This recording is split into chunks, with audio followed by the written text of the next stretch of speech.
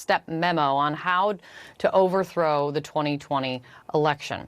Here's Eastman with a Democratic activist who was posing as an Eastman supporter and fan of Donald Trump to get him to talk. But I mean, like, you know, just supporter to supporter, like, why do you think that Mike Pence didn't do it? Well, because Mike Pence is an establishment guy at the end of the day. And all of the establishment Republicans in D.C. bought into this very myopic view that Trump was destroying the Republican Party. And what Trump is doing is destroying the inside the Beltway Republican Party and reviving the Republican Party in the hinterland, right? What they all consider to be, you know, deplorable flyover country. This video emerging as CNN has confirmed the January 6th Select Committee is preparing to subpoena John Eastman. And just days after Eastman told the National Review that the legal strategy outlined in that memo was not viable, is what he told them then, and would have been crazy to pursue. Out front now, Elie Honig, CNN senior legal analyst. Elie, what do you think the Select Committee can get from Eastman?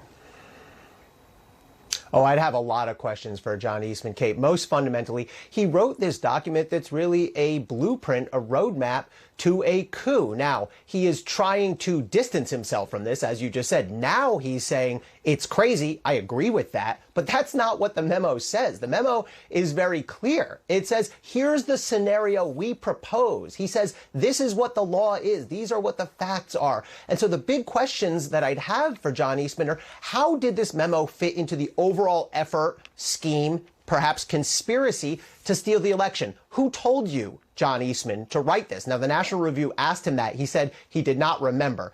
I find that, I'll be polite here, I find that to be difficult to believe. Who paid you for your legal services? What did you do with this memo? Who did you give it to? Who did you discuss it with? Those are all questions that I think are squarely in play for the committee. You know, in the memo, Eastman says that Pence, could toss out state electoral votes himself, writing this in part. The main thing here is that Pence should do this without asking for permission. The fact is that the Constitution assigns this power to the vice president as the ultimate arbiter. So when you take all of this together, especially the questions you just laid out, do you think Eastman is the key to finding out exactly how close Donald Trump was to all of this?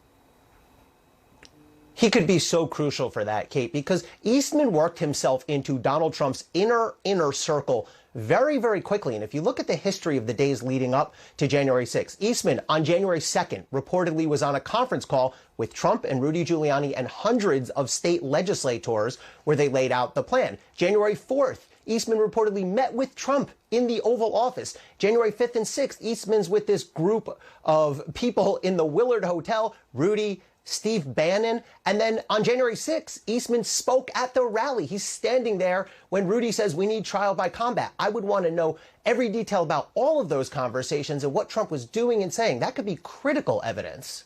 Let us see. It's good to see you, Elie. Thank you.